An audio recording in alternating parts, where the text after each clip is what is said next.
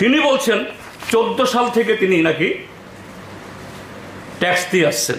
তাহলে 21 সাল অবধি তোমার এই অন্তর্দয় অন্ন যোজনার কেন তুমি সারেন্ডার করলে না কেন? আপনাকে আমি আগামী 26 অক্টোবর পর্যন্ত সময় দিচ্ছি। 26 অক্টোবর সময়ের মধ্যে আপনাকে এটার প্রমাণ দিতে হবে। যদি প্রমাণ দিতে না পারেন, সেকেন্ড অপশন, রাজ্যের মানুষের সামনে মিডিয়া ডেকে আপনাকে ক্ষমা চাইতে হবে আমার পরিবারকে হেয় প্রতিপন্ন করার জন্য, এবং অবশ্যই আমার পরিবারকে রাজ্যের মানুষের সামনে ছোট করে দেখানোর জন্য। নতুবা 26 অক্টোবরের পর 27 অক্টোবর আমি হাইকোর্টে কেস করব। সুধাংশু দাস যদি তিনি কোর্টে যান, আমি খুব খুশি হব, আজকেও বলছি। তাহলে তার পোল খুলতে আমার আরো সুবিধা হবে, কারণ আমি বলেছি আমার সাক্ষী হবে হিমাংশু আর সুধাংশু, আর কাউকে আমি সাক্ষী করব না।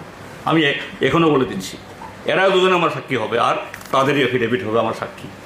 2014 সাল থেকে আমি কিন্তু ইনকাম ট্যাক্স পেয়ার, আমি ইনকাম ট্যাক্স দিচ্ছি আমার ইনকামের জন্য। 2000 কত সাল থেকে? 14 সাল থেকে, তখন সিপিএম এর রাজত্ব, সিপিএম এর সরকার। আমি এর আগে একটা বিশিষ্ট ফার্মা কোম্পানিতে চাকরি করতাম। 2017 সালের 2 জুন আমি সেই কোম্পানি থেকে রিজাইন দিয়েছি, শুধুমাত্র বাম অপশাসন থেকে রাজ্যের মানুষকে। তিনি বুক ফুলিয়ে তার 14 সালের আগে থেকে তিনি 5 স্টার হোটেলে কাটান, হাজার হাজার টাকা তার ইনকাম, একদম এলিট ক্লাস। তারপরে তার পারিবারিক অবস্থা বলতে গিয়ে নাকি তার মাকে আমি অসম্মান করেছি, এসব নানা অভিযোগ করেছেন এবং হুমকিও দিয়েছেন। আমি কতগুলো ডকুমেন্ট এনেছি আপনাদের সামনে। মন্ত্রী সুধাংশু দাসের পরিবারের বিপিএল না, বিপিএল এর থেকেও যে আরো যারা আরো গরিব, অন্তর্দয় অন্ন যোজনা AAY কবে ইস্যু হয়েছে, এটাও যদি বামফ্রন্ট সরকারের সময় ইস্যু হলে হয়তো বলতো, বামফ্রন্ট সরকার তখন তো মানিক দে সাহেব পঞ্চায়েত মন্ত্রী ছিলেন, তিনি চক্রান্ত করে বোধহয় ইস্যু করিয়ে দিয়েছেন। কিন্তু এটা ইস্যু হয়েছে 4/1/2021 ইস্যুড।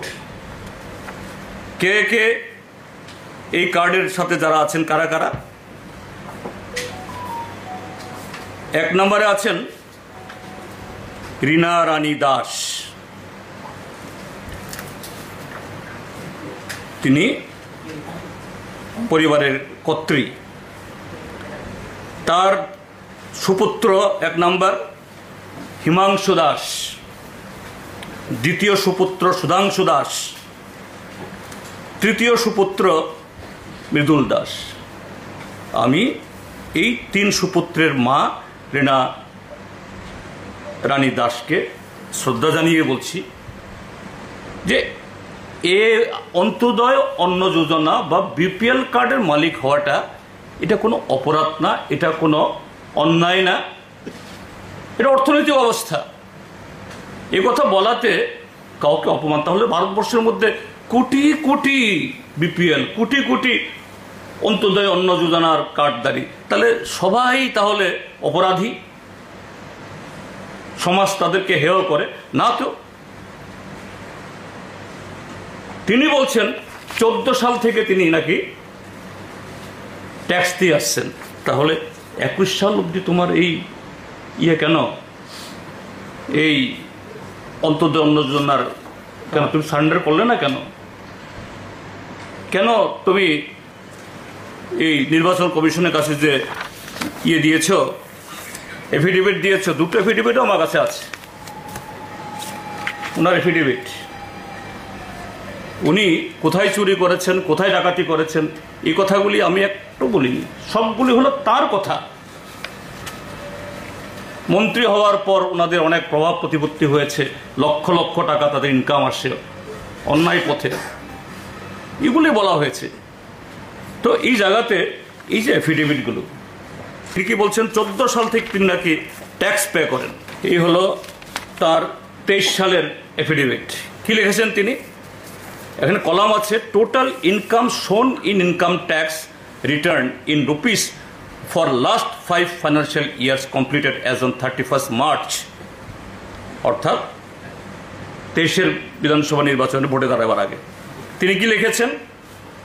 2017-18 সালে নীল, 2018-19 সালে নীল। তিনি ট্যাক্স দেওয়া শুরু করেছেন মাত্র 2019-20 সাল, অর্থাৎ এমএলএ হওয়ার পর। কারণ এখানে না দিয়ে উপায় নেই। আমরা যারা এসটি, উত্তর পূর্বাঞ্চলে আমাদের ট্যাক্স দিতে লাগে না, আমরা এদিক থেকে মকুব, একদিক থেকে ভাগ্যবান বলতে পারি, কিন্তু বাকি সবাইকে ট্যাক্স দিতে লাগে। এটা বিধানসভা থেকে এটা রেখে দেব, সুধাংশু দাস নিজে থেকে জমা দেননি, এটা অটোমেটিক সেখানে কেটে রেখে দেওয়া হয়েছে। তাহলে উনি যে বললেন সেদিন, আমি 14 সাল থেকে আমি ট্যাক্স দিয়ে আসছি, 14 সাল থেকে আমি 5 স্টার হোটেলে ঘুমাই, আমি ফার্মা কোম্পানির চাকরি করে, হ্যাঁ ফার্মা কোম্পানির চাকরি, তাদের প্রতি শ্রদ্ধা রেখেই বলছি যে সততার সাথে কাজ করাটা কোনো ধরনের এতে মানে ইয়ে না, অপরাধ না। কিন্তু কেন তুমি অফিডেভিট দেবে সংবিধান নাম ছুঁয়ে? তুমি মিথ্যা হলফনামা জমা দিয়ে এখন পত্রিকায় বলছো আমি দেখে নেব। আমি তো বলেছি সুধাংশু দাস যদি তিনি কোর্টে যান আমি খুব খুশি হব, আজকেও বলছি। তাহলে তার পোল খুলতে আমার আরও সুবিধা হবে, কারণ আমি বলেছি আমার সাক্ষী হবে হিমাংশু আর সুধাংশু, আর কাউকে আমি সাক্ষী করব না। আমি এখনও বলে দিচ্ছি, এরা দুজনে আমার সাক্ষী হবে, আর তাদেরই এফিডেভিট হবে আমার সাক্ষী।